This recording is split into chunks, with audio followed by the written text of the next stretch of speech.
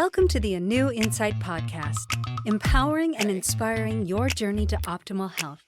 Hosted by Dr. Supatra Tovar, clinical psychologist, registered dietitian, fitness expert, and author of Deprogrammed Diet Culture.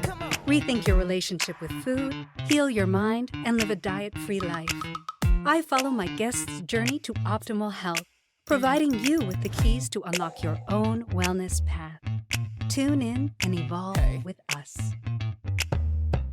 Hello and welcome. I am very excited to have former 9-year Team USA bobsled athlete and CTE awareness advocate William Person with us today. William, welcome. Oh, appreciate it. Thank you for having me. I'm very thrilled to have you, and I have really wanted to have someone on who can talk about CTE and its effects and treatments for it, and you are the perfect person for this. So I'm going to read a... Go ahead. Oh, no, I was just going to make a dad joke. Well, that is my last name. I'm Person, so sorry about that. I love me a good dad joke, so don't get me started. I can actually pop one off right now. What's a sad cup of coffee? I don't know. Depresso. No. Good. Okay, I'm going to read a little bit about William, and then we're going to go right into our questions. William Person is a former 9-year Team USA bobsled athlete whose career exposed him to severe and repeated brain trauma. Over time, he developed debilitating symptoms he didn't yet recognize as CTE. Overwhelming confusion, crushing depression, vertigo that made it impossible to stand, and cognitive decline so profound he would get lost in his own neighborhood. As he watched former teammates and competitors deteriorate and lose their lives to suicide, he feared he might follow the same path. Everything changed when he tried hyperbaric oxygen therapy. His first session restored clarity to his mind, energy to his body, and even color to his vision. It gave him hope and a new mission. William is now dedicated to raising awareness about brain injuries in sports and the military, advocating for athletes and veterans who are suffering in silence, and raising funds to open a free CTE recovery center equipped with medical-grade hyperbaric oxygen chambers. His message is simple and urgent. Protect your brain, seek treatment early, and never ignore the symptoms that could cost you your life. William, welcome. Oh, thank you, man. You said that perfectly. Well, I'm very interested in oxygen therapy. Recently, I had someone who came in and talked about exercise with oxygen as a therapy, and I know that there is the hyperbaric option as well. So I'm really glad that I was able to connect with you so we could explore that option, because I know that there's a lot of really kind of profound and amazing results coming from these oxygen therapies. You're being a prime example of one. But go back in time and give me the journey that, you started with Team USA, and thank you so much for representing our country. And then went almost to the brink of suicide and then back to purpose. Just start by sharing what life looked like, at when you were doing the Olympics, but then afterwards, what started to show up in your life? Well, the truth is, when I made Team USA, it's just crazy to say this now. I didn't understand it back when I was doing it. When I was 28 years old, I wrote a program. It was an independent living transitional housing program for the state of Utah. And it was such a new concept that they opened me as a pilot program, and so I was always, mental health was my thing. And the crazy part about it is when I joined Team USA, I stayed open for 2 more years. And then I was just so busy with traveling, then I closed. But my background was actually mental health. Like I used to run a facility for Psychiatric Solutions, which is the largest mental health facility in the world, And so like mental health was my background. And the truth is, when my symptoms kicked in, I didn't recognize them. And even with my teammates taking their lives, I wasn't able to connect those dots. And I also want to give you one more thing. Like any question you give me today, if you give me more than one question, I'll probably answer half of one of it. I have some little glitches in my matrix, I call it. It's my last little glitch that gets me. Like I'll talk and I'll sometimes I'll just lose that train of thought. So No if that happens, problem. feel free to pull me back. I used to be embarrassed. I stopped doing interviews because of that years ago, but now I just want the world to see what this is for what it is. Yeah. No problem, and thank you for clarifying and putting that out there. I think that it's vulnerable, but it's real, and absolutely, you've had some significant effects. Tell me, for bobsledders, Mhm. what happens when they get into the sled that eventually goes into the realm of CTE? Well, there's actually a few things. If you ever go to a lake early in the morning, that water is like it's like a sheet of glass. It's smooth. The bobsled track has ripples in it, and so you take a 500-pound sled and you run it across those ripples with metal runners. It's equivalent to shaken baby syndrome. So it's like if I have my jaw relaxed, my teeth are gonna chatter, and so that's what it's doing to the brain. That's one thing. Also, they told us we were only pulling 4 to 5 G forces maximum. But an article came out by the New York Times called Sledhead, and they tested one of the tracks, which is one of the mildest tracks in the world, and the one in Calgary where they shot the movie Cool Runnings. They tested that track, and that track had spikes of 84.5 G forces. And that makes total sense now because when I was competing, we once took fighter pilots on a bobsled ride, and they're the only ones on this planet who pull the same G forces as us. But they're wearing pressure suits and things that the military trained them to do to reduce it, and they're only pulling 6 Gs. Suppose we only pulling 5, but that article says they tested that track and it found spikes of 84.5, and so that's Wow. why, yeah, that's why everybody's sick and Parkinson's, depression, seizures, strokes, CTE, and yeah.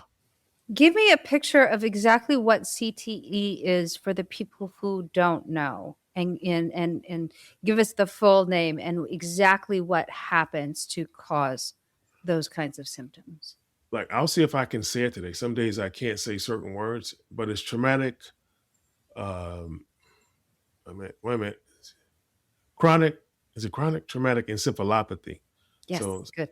so yeah, when I started this journey, like I couldn't put together full sentences. I was like, if you look at my old pictures, I was bald and balding. My hair was, I don't know. This it's been a journey. It's been a long, long journey. If you can't see me, my hair is now past my chest and down my back now, and that's how long this has been going on. But Mm. the best way to say what CTE is, I'm gonna give it to you in the bluntness is I'm gonna give it to you because if you see these NFL players who've been killing themselves, CTE, we know what that is. If you look at the mass shooting rate in America, the mass shooters, 31% are veterans coming back, turning the guns on us and other veterans, right? And the rest of them are either there's people who've been what do they call it, radicalized, or people with head concussion issues. They're in those two categories. It's not many on the other side. It's those three categories, and so a lot of our veterans were coming back. They give them that blanket PTSD statement, right? It's an Mhm. umbrella. Now they're starting to do studies where they're checking their brains when they die, and they found out they also have CTE. And so if you look at the veteran suicide rate, it's around 6,400 per year. However, there's another 5,000 that overdose every year. And even if they leave a suicide note, they do not count that as a suicide. But we're looking at 11 to 12,000 veterans every year are taking their life. And that's what CTE really is. And I can Yeah. give you all the legal stuff, but the truth is, look at it in our communities. That's what you're looking at. Right. And so for people who might be unfamiliar, they've heard about it like with the football players, and it's you usually get this Mhm. type of brain damage when you are constantly hitting your head, or your head is jostling around inside of your helmet, and that causes bruising, it causes damage to the brain, and we see that there's a variety of symptoms that arise from it. And I would Mhm. assume, and maybe you can tell me, Does is that because of the different areas where you might be receiving that damage from the head shaking around? Well, I kind of missed your question. Can you give it to me one more time? The damage is, it varies from person to person. Yes. You see some, with the people who have depression, you see cognitive decline, Yes. um, violent behavior, but Yes. it doesn't necessarily present exactly the same person to Oh, person. yes. Is that Yeah. correct? Absolutely. Yeah. Absolutely. And I really think that is because, like, when I was going through it, I was in dementia. I didn't know I was in dementia.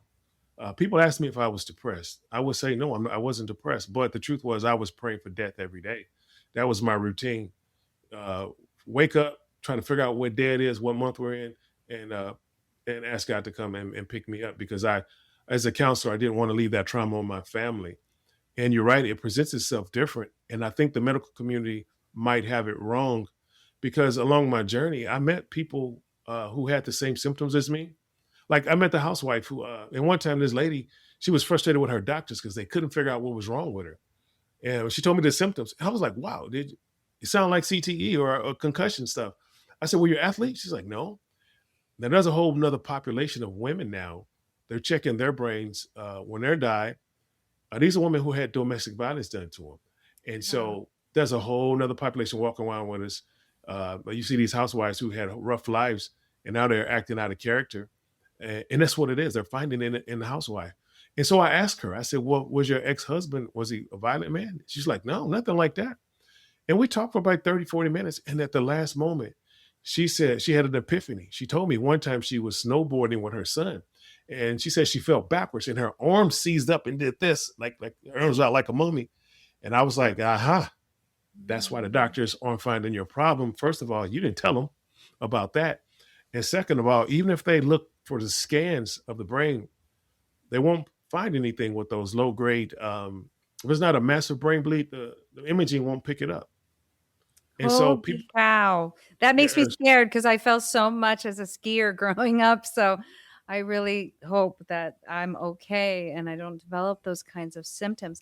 Give me a picture of when you started to notice the symptoms. How long after being a bobsledder, and what did you experience, in succession, if you can remember? well, I remember when we raced World Cup, we're traveling around the world, and so my one of my first red flags was I would wake up and I didn't know where I was at, and I rationalized it. I was like, you know what, I don't know where I'm at because I have a great life. I travel so much, and I just don't know where I'm at because I travel. That's it. But one time I went back to Salt Lake to hang out with some buddies I hadn't seen in a while, and we went to shoot pool. And my buddy said, "Hey, there's your ex girlfriend coming in." And I looked at her and I said, "Hey, she's a pretty girl, but I don't know her." And she sprinted over to me and she jumped in my arms and I caught her. And I was thinking, like, wait a minute. But I rationalized again. I said, "Oh, I have so many pockets of friends." Or, I just rationalized it. I'm an athlete. Most athletes think we're arrogant. We think, oh, every lady in the world wants to say, far from the truth. But I rationalized it and it allowed that thing to, continue to fester in my brain. Like the issues were there. And eventually I got to the point where I started having these random cloudy days. And so it looked like diabetes.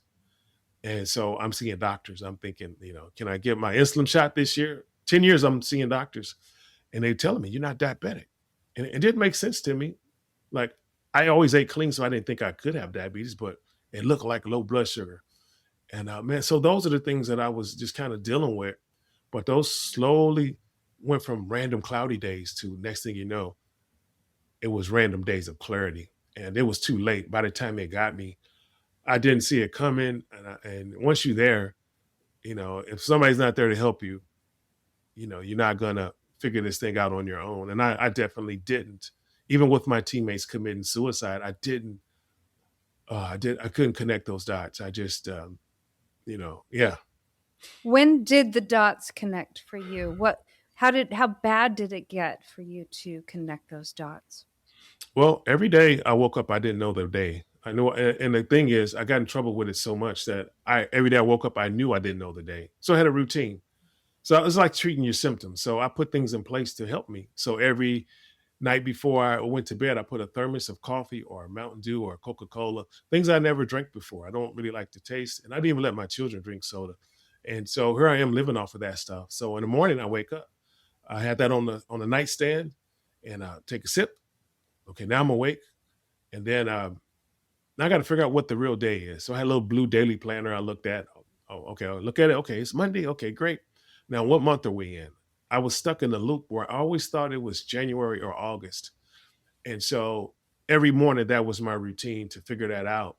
And then oh my God, it was just one of them things like you I eventually I it got so bad where I took the mattress out of my bedroom off the bed and I put it in my living room and I began to live there. And what probably saved me is one of my teammates. He wanted to be a writer.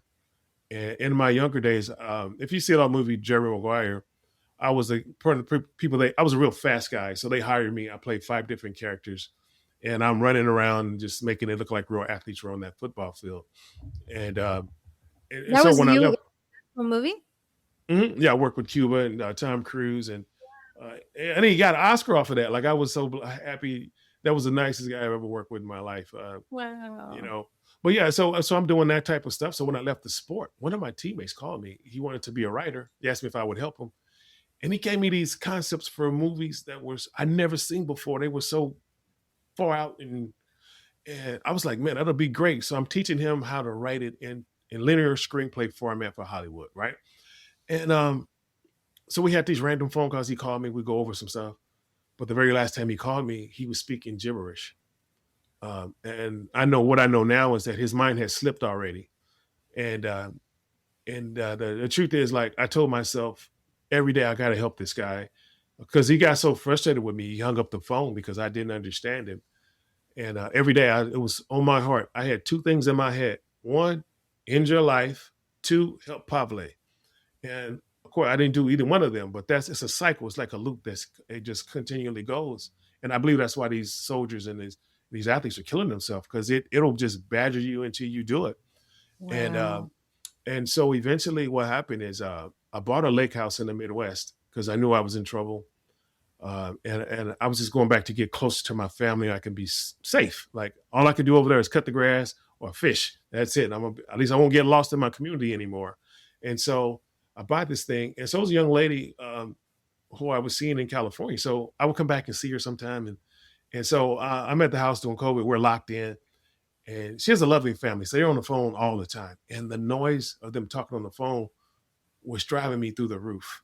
And so I told her, I said, you know what, I think we have to break up. I'm going back to the lake house. I need some peace and quiet. And everything lined up while I was there. This article came out by the New York Times called Sledhead. It actually talked about the things my teammates were doing before they took their life and some of the other ailments. And I read this article and I thank God on my knees and I thank God all the symptoms missed me, right? I sent it to Mm. my girlfriend and she circled some stuff. And the first thing I saw was noise sensitivity. It was the very reason that I had was breaking up with her. And then I went over that list and I checked almost every box except Parkinson's. Wow. And yeah, but I got to one point where my hands started to do the shakes a little bit. And I don't know what that was, but it stopped once I started doing hyperbaric. It wasn't all the time, it was random. It wasn't very much. And then also when I was at the lake house, Pavle's um, autopsy report showed up and found out he Oh. was in stage 4. And so what I realized is I could never have helped him. And but that guilt, like I felt so guilty and ashamed. And when that guilt hit me, I just started I started talking to other teammates and found out everybody was dealing with the same stuff. And now I'm the whistleblower. I'm talking to everybody, just trying to save lives at this point. I did like a non-suicide deal. Everybody, you call me, but the thing is, I never put myself to call anyone. I didn't have a person to call, and so my system was trying to save people, but I wasn't worried about myself. But the truth is, what I found out with Pavle is like, I thought that I was supposed to save his life, but I think he came in and saved my life, and that's really what happened. And Amazing. Now, I hear you had a mantra. I love mantras. I use them all the time with my clients. I use them on myself. I think they're so soothing and meditative. You had one that you used when things got really rough. What was it? You mean for suicide? Mhm. Well, I had a lot of clients over the years, and I always taught them one thing. I say, hey, I know you want to commit suicide, but what's the hurry? I say, give Mm. yourself another day. And so, if it's a good idea to kill yourself today, it'll be a good idea tomorrow. So it always bought me one more day. And I've never had a client that I shared that with and it didn't work. And so it was in the it was on loop in my ear, like And so I was on cruise control, and without me doing this for years, and I owned a treatment facility for youth when I joined Team USA. The irony of it is, I opened this place when I was 27, 28. I was less than 10 years older than these clients who lived in my inpatient program who called me dad. I was like their father. Now I'm older and I think back, I was doing what? I was a baby. How did I do that? And Wow. yeah, yeah, yeah. But it was all the right things lined up for me to save me. And Yes, and yeah. let's give people a taste for this. We're almost out of time for this half, and I want to give people a taste for what actually saved you and how you stumbled upon hyperbaric oxygen therapy. Well, most of the stuff with CTE, the symptoms look like a lot of things everybody in the world deals with. And so they're easy to help you minimize it. And for me, like I thought it was diabetes all these years. I'm bugging my doctors. Can I get my insulin? So they were telling me I was crazy. No, you don't have CTE. I mean, you don't have diabetes. And so once we figured out, probably was in stage 4 when he took his life. And I talked to everybody else. They're all sick with the same. Now we know what this is. My boogeyman now has a name. And so Wow. my algorithm changed on my phone. So Joe Namath shows up and he says he used it to reverse his symptoms. Well, he didn't leave the details. Like he didn't say like I had this going on or that. He just said it reversed. And so I just blindly went and tried it. And I was in that chamber for an hour, and it took 10 years of cloudiness off me. Now I'm seeing the world like through, like I didn't need my glasses when I came out of that chamber. As a matter of fact, when I came out the chamber, my glasses are slightly tinted because I'm sensitive to lights. So I put these things on a couple of times and took them off. I kept doing that. And the salesman comes over. He says, "What's wrong?" I said, "I don't think I need my glasses." And he says, "Oh, you're one of those." And I was like, I think he's a salesman. He's going to try to sell me this $22,000 machine. That's what he's really up to. But he was right. Some people get immediate relief, and some people need 30 days of 2 treatments per day to get the same relief. And I happened to be the first.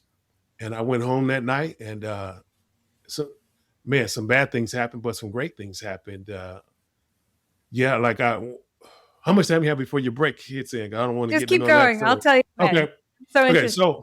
So I get home that night. Like I said, everything is beautiful. Like all the colors are vivid, and I guess I don't know, I might not have been seeing colors for a while. I didn't know it though. So I get home, I'm watching TV. I fall asleep on the couch about 9 o'clock. Now I wake up with this migraine around midnight. It's radiating. I'm thinking, oh my God, I did damage.